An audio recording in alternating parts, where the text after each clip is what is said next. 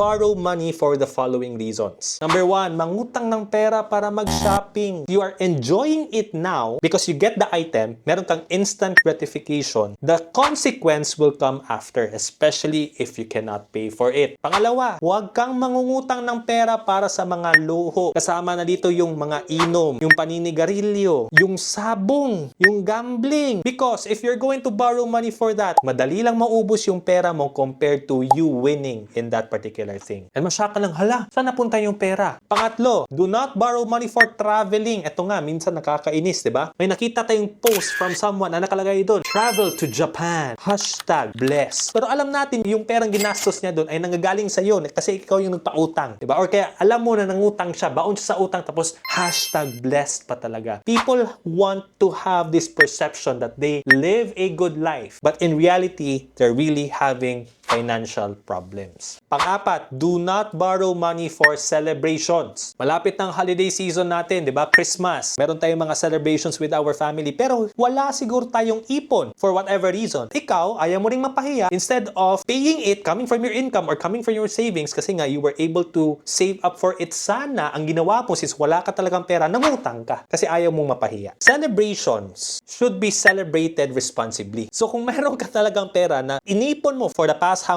many months, para pagdating ng Christmas, meron kang pera pang gastos, pang regalo mo sa pamangkin mo, pang regalo mo sa anak mo, sa family mo, etc., then okay lang yun. Kasi nga, pinag-ipunan mo yun eh.